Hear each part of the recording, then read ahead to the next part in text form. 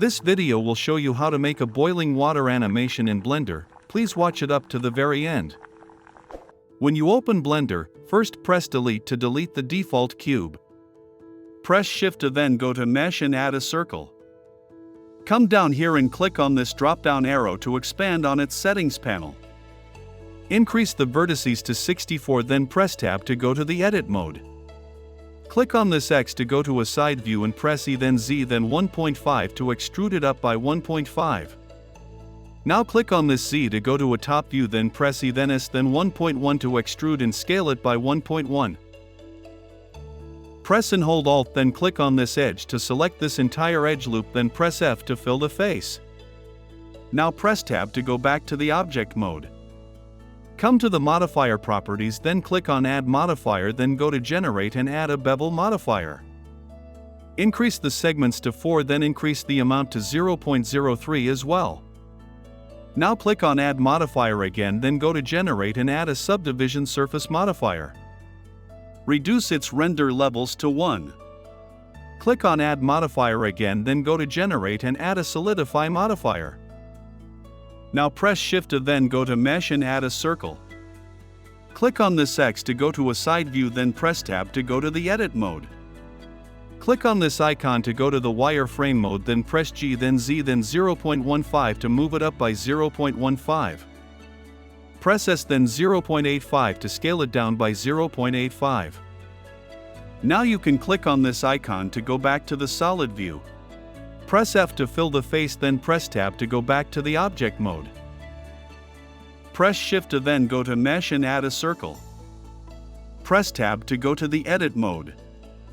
Click on this icon to go to the wireframe view, then press G then Z then 1 to move it up by 1. Now you can click on this icon to go back to the solid view. So come to Face, then select Grid Fill. Come down here to its settings panel and activate Simple Blending. Now press Tab to go back to the object mode.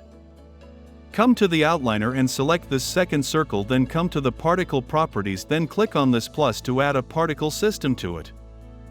Now if you play it, you can see the particles falling down. Now scroll down and click on this drop-down arrow on Field Weights. Click on Gravity and type in -1 to alter their falling direction. Now if you play it, you can see them raising up. Click on this Y to go to a side view, then click on this icon to switch to the wireframe mode and deactivate the viewport visibility of our container. Seek a frame where the particles just hit the surface of the top circle.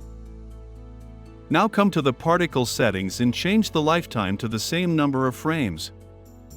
If you play them now, you can see that they don't go beyond the surface. Now click on this icon to switch back to the solid view. Come to the particle settings, then increase the end frame to 250. Come to the outliner and activate the viewport visibility of our container. Select this top circle, then come to the physics properties, then click on Dynamic Paint to add a dynamic paint physics to it. Under Settings, click on Add Canvas. Scroll down under Surface and click here to change the surface type from Paint to Waves. Select this bottom circle, then come to the physics properties, then click on Dynamic Paint to add a dynamic paint physics to it. Now click here to change the dynamic paint type from canvas to brush.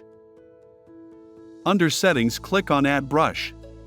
Scroll down under Source and click on this box along Paint and change it from Mesh Volume to Particle System. Click here under Particle System, then select Particle System. Now if you play it, you can see the surface reacting to the particles, but it seems too rough. So to fix that, select this top circle, then press Tab to go to the edit mode. Right-click, then select Subdivide to give it more geometry. Now press Tab to go back to the object mode. Now if you play it, you can see the surface becoming smoother. Now press Shift to then go to Metaball, then add a ball. Press G then Y and move it this side along the Y. Come to the outliner and select this second circle. Click here to go to the particle properties, then scroll down and click on this drop-down arrow on Render, then under Render is change from Halo to Object. Click here under Instance Object, then select the M-ball. Now select this container and first come to the outliner, then deactivate its viewport visibility so that we can clearly see our bubbles. Now if you play it, you can see them reacting with the surface. So select this metaball, then come to its object data properties, then reduce on its viewport resolution to 0.12. Select this bottom circle, then come to the particle properties and increase on the scale randomness. Increase on its scale to 0.08 as well. Now select this metaball, then come to its object data properties, then reduce on its viewport resolution up to when the bubbles are well defined.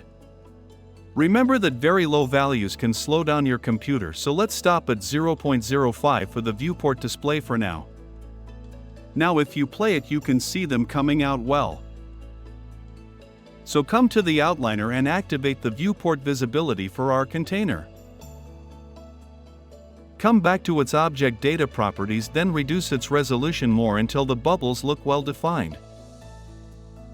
So reduce the render resolution to the same number as well. Now if you play it, you can see that it's running very slow. So increase the viewport resolution to 0.05 for faster previews. Now select this surface, then come to the physics properties and click on collision to add a collision physics to it. Scroll down under particles and activate kill particles. So go to the modifier properties, then click here on the collision modifier and hold, then move it above the dynamic paint modifier. Now if you play it, you can almost realize no difference for now. But if you come back to the particle system and select this bottom circle, then increase the lifetime to a higher number, then play it, you can see that the particles still can't go beyond the water surface. Now if you select this water surface, then go to the modifier properties and move the collision modifier below the dynamic paint modifier, you can see that particles can penetrate through the water surface.